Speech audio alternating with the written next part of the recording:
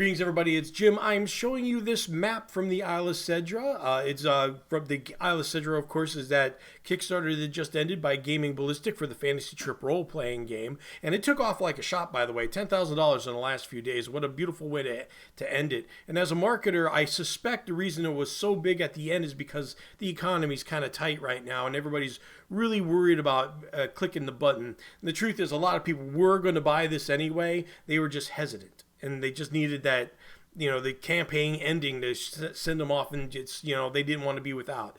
And understandably so, because this whole Isle of Cedra thing is really great. I've already shown you a few videos on it. Anyway, what I'm showing you about here is the map. Okay, this is drawn by Monkey Blood Designs, Glenn Seal. Okay, and his link's down below if you want to contact him. But when we see a map like this, usually we get so jealous of guys like Glenn and Dyson Logos and all that, and we say to ourselves, I wish I could make a map like that, or at least something practical. But that's the thing that I'm going to be talking to you about today. So whatever you play, whether it be the Fantasy Trip, Dungeons and Dragons, it doesn't matter, because this map started out looking like this. And that's a practical looking map for all intents and purposes. That is the Isle of Cedra. That was done up by David Pulver. And it looks playable. It's ready to go. It's not Glenn Seal pretty.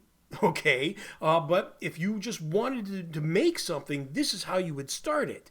Okay, so what I'm going to be going over with you is this program to make your own maps. It is easy to use, practical, not buggy, and you're good to go in moments. Okay, no big learning curve.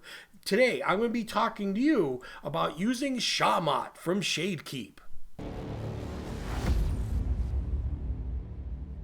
Now, one thing I probably should have mentioned at the intro is this program is free. It's a browser-based that you can go to right at the link down below and just start using it right away. There isn't a big learning curve whatsoever. You can jump right in, start making maps, get better as you go, but you can feel confident, unlike these other programs that have this huge learning curve that you don't feel like you get anywhere, and you actually end up having to pay them for the privilege of your frustration. So here we see, for the first time anywhere, I might add, the Isle of Elazar, which is part of the Isle of Cedra. So this is the first look of it here, and it's, again, another map done by Shadekeep. So what is Shadekeep and how do you use it? Let's get on to it.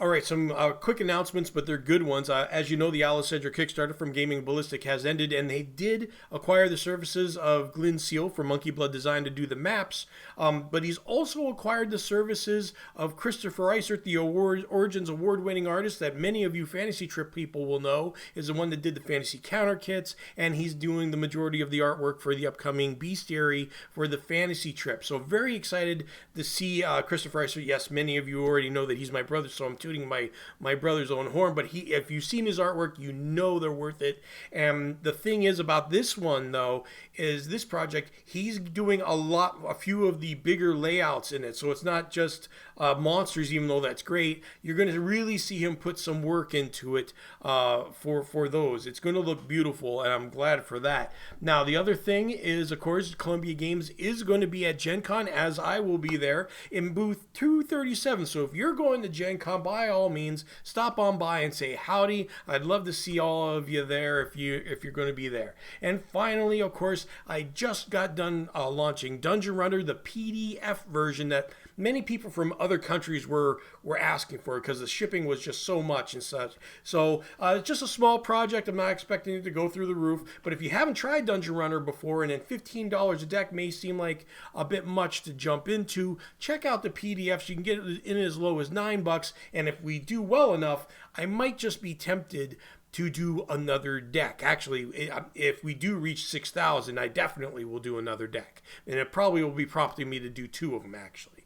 But by all means, the links are all down below for everything. There's going to be a lot of links. I hope you click them all today. I mean, Glenn Seal from Monkey Blood Design, the Isle of Cedra if you want to do a late chart pledge, the map for where we're going to be at Gen Con, and of course the Dungeon Runner PDF version. And of course, Shadekeep, shadekeep.com, where we're going to check out Shamat, which is actually, let me move my head over here, right here, the Shamat Gaming Tools. You just go right to it, click on it, and bam, here we are. So let's get going, make a map. All right, so we got Shamat all open and ready to go here. Now, as we can see up here at the top, this is basically your preferences. This is how it's set up every time you open it. But if you want to change it, all you got to do is say, well, I want a 30 by 30 map. And bam, they can do that. And if you want to zoom out and just say, okay, you can do that. I'm just going to actually put this back at 20. Update it again, it warns me, and then there it is. And I'm going to zoom in a little bit so now we can see the whole thing. And the outline, of course, is how dark the lines are. Usually pick a nice 75-ish is good enough. Of course, horizontal or vertical, I'm pretty much set on vertical most of the time. That's good enough. But if you were doing like a war setup game, possibly from left to right, then that would be good. You could do this for war games too, as a matter of fact. But anyway, after that, if you hit preferences and hit save, now whenever you open up Shade Keeps Shamat, this will be where it's at. So let's look over some of the tools. Some of them are really going to be simple on the second panel here. Paint, simple enough. Whatever you got it set at, you can just say and it's easy enough to, if you screw things up, you have the eraser and boom, you can just paint it off. Simple enough. Rectangles, click once, click twice, there's your rectangle. Area, click once, click twice, there's your area. Clear all, warns you, and it erases it. So now let's look at something really cool, the random map. So we click random map. Now at the bottom, there's a little bit of a hiccup here. As you can see, there's it's transparent. But basically it asks you, do you want villages, forts, mountains? Do you want no water? Do you want at all? Do you want no blanks? I'm going to say no blanks. I'm going to put everything else. This is going to be total kitchen sink, like I was making a pizza for free for myself back in when I was working Little Caesars or Domino's. I used to pack those things. Here we go. Bam, one button. I don't know about you, but Howard Kistler, the guy who does Shade Keep, I don't think he's using ChatGPT or Google Bard AI, but this is definitely nice. So he should definitely call it Shamat AI, because that's a beautiful place to start. And as you can see, you can already tweak. This all makes sense to a point. I'm sure some environmentalist will say, you can't have a river run like that or something like that. I'm not sure, but this is really solid. How nice it is to have something like that. So let's clear that and totally destroy this beautiful creation. And then, you know what? Here's some. Let's make another one real quick. When you want to save, all you got to do is save the map, and then you just put it on your own hard drive. It's not in the cloud or anything like that. And there is a downloadable version of this. So if you've broken the internet or something like that, you could still work on your stuff. And if you ever want to just make an image like this one directly, we just save it, save the image size, set it, and then boom, and then it's going to say where it's at. So we'll say default PNG, and I will show you what that will look like in a little bit. All right, so here with a click of a button, we got it in a PNG transparent format, ready to go on any adventure, or just be sent off to Glenseal for upgrading. And of course you could tweak it beforehand, and as you know, you're a game master. That's just what you do. So let's go on back to Shamat program here, and let's just ask for a random tunnels. This is something that the fantasy trip players will appreciate. Just regular density, hit generate, and bam, there it is. Your random tunnel for the night, the random labyrinth. Go on, labyrinth. You just go in there and just have at it. As you know, the fantasy trips not known for being able to go through mega dungeons because it's a pretty deadly system. So moderation is best here. However, it doesn't mean you can't do it. From experience, I know you can, and let's show you. 200 rows, 100 columns. Let's clear this out first, and now let's update it, and bam, and we'll zoom out so we can really see most of it. And then we're going to hit random tunnel, and we're going to hit, let's make it heavy density. Really test it. And then I know this from experience. We just hit generate once and step back. There's it. It's going. It doesn't have a little thingy like this to tell you that it's okay. It might warn me and say, are you sure that this program is going to respond to you? You just say yes and wait. It'll happen. While it's doing this, I'm glad to say that we are going back to Gen Con again. Here it is. We're going to wait. And there it is. Okay, yeah, I'm glad to go over to Gen Con booth 32 after 2 years of waiting. It's good to see. I'm hoping to see that the crowd comes back, because even something like Gen Con is it's got some possibilities of the crowd just not being what it was. People lost a lot in the last 2 years of their regular habits, and they've come up with new ones or they've gotten into other things. Things like that can affect us. So it's going to be either feast or famine. I know the last 2 years were really light, so hopefully not here. But this is terrific. If you've played Tolikin's Lair, this looks familiar, doesn't it? It's like, that's big. Holy crap, is that big? Wouldn't you like to go through that to a point? Probably maybe not playing the fantasy trip. Or if you got a caravan or something like that, that might give you chills if you actually had to play that in the fantasy trip. Oh my goodness, that'd be crazy. So let's clear that out, and let's just go ahead and make our own map. I'm gonna refresh the screen here and go back to my default setting. Bam, here we are, and I'm going to make a rectangle, and I'm just going to try to let's see here. I want to make the regular melee map, so I almost forgot to do that twice. Now, a lot of you fantasy trip players are thinking, hey, what about the mega hexes? Well, there's an easy way to do it. There on the active layer here, we can just hit mega hexes and then just hit show, and there they are. As simple as that. Now, the outline thickness, I asked him to actually put these in, and he did. So you can really see the thickness a little bit more. The dot a little bit less maybe, and that looks pretty good because I like seeing the mega hexes where they're at and stuff. Now let's use those mega hexes, as a matter of fact. Let's just go ahead and use those. So what we'll do is we'll paint the base, and we'll paint it black, and we'll just go over some surrounding hexes real quick here, and we will try to make your typical melee map just right quick. Let's see here. It shouldn't take too long. You're patient, right? Watch me not get it right. 4x3. Well, okay. This is if I think it. I don't know if that's actually right. That might be a bit small, but that's okay. You know what? We're just messing around. There it is. Okay, there's my version of this is a very small one, almost the size of like maybe a fight from the security station module. They were so small. So let's go do a feature, and here we got some stairs, so we can just hit stairs. And if we don't like where the stairs are at like that, we can just rotate right. Matter of fact, we can just make it like a little entryway by hitting the little stair here and go boom, boom, and then of course we have this stair already, so we might have to erase this whole thing, and then just hit the stair, and then rotate it again. And the way you can rotate it, see this one right down here where it says preview, bam, bam, bam, bam, bam, bam, bam, bam, bam. That tells you where you're at. So right there it is. So that's the entry point for the good guys and the other guys. 3-on-3 battles. That's it. That's how we're going to play this. And so that's all there is there. And there's all kinds of things. Of course, you got colors that you have earth, wood, metal, chartreuse. Okay. Well, these are just the names of the colors, basically. But these are things that you could use it for. Of course, you could do whatever you want.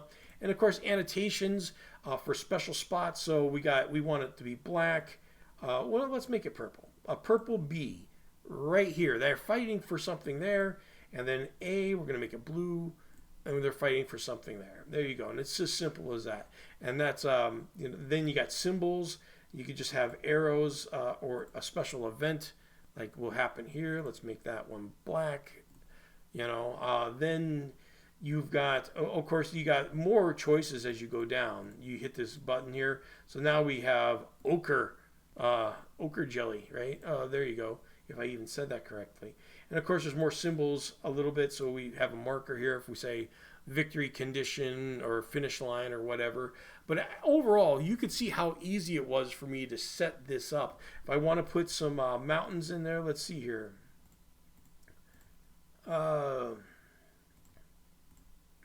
Base, metal, earth, stone. Orange is usually for mountains, so we'll just say, I don't know. I mean, this is a pretty small mountain. Okay, let's just call this a hill because that would be a bit much for this scale. So there's a hill up here, and we could just say that, and we could do whatever we want. We want water. Okay, we got some blue water, and we can make a little river, or we can just say the whole thing is just a little pool. Simple as that. Now, as you can see right here, we probably have to redo that. So we just hit water, put the water back in there again. But if we wanted to go to that symbol again of an event and we wanted to change a color, I think a brown would more likely so you could see a little bit ahead of time of where it would be. And what colors might work better. Yeah, the light ones don't. So we'll just go with black, and that'll have to do it. So anyway, you can see how easy it is to just make a map and have it practical and usable all at the same time. Because the thing is, that was just in a matter of moments. And yeah, I know how to use the program a little bit because I have. But when you use it, you're going to feel very confident. So yeah, it's a very powerful program, very easy to use. I hope I've convinced you. And while you're going over there are a few things I want to point out. First off, he's got fantasy trip materials over here. These are full adventures, basically. And some of them are varied in size. Some of them are rather small. Some of them are like the Prince of the Power of the Air, and boom. I mean, he ain't messing around. And of course, he's using his own program for the maps, as you can see. Go figure, right? And there you are. I mean, very nicely done. I mean, I've got them all downloaded, and really, I would love to see him. Oh, I'm almost tempted just to make a book out of them, just because they're so nice. And I think I have to. I have to have it on my shelf. I mean, you got 12 adventures. Why wouldn't you? Now, another thing that's on here that I'm going to do a video of, but I'm just going to wet your whistle here a little bit, is the De Morte program, which is basically used for programmed adventures, whether making your own or playing them. I've used it in my adventures, especially most notably Awakening the Ogre. This is the map layout for that. And basically, it just helps you with those old Zork type map sets, just like in Death Test. Matter of fact, I could probably load up Death Test here. Let me see here. DMRT file. And that's Escape the Death Test. That was an idea I had. There's the three wizards, as a matter of fact, otherwise known as sorcerers at Smokewater. There's Death Test. I was playing it, and bam, I had myself all over the place in this one. It really got a little wild in Death Test, but this is what I used to play it. So I knew what room. You never play a programmed adventure and you forget what page you're on. I always put where the rooms are at, so I'm like, okay, I'm back at the green room or something if I know it's just a straight shot to get there. Number 13, I just go. Makes it a lot easier. So anyway, guys, a lot to experiment with going over to shadekeep.com. Try Shamat, you'll be happy. And if you really like the way your map's looking, you could always send it to Glenn Seal. See you later, guys. That's the video. Have a great weekend.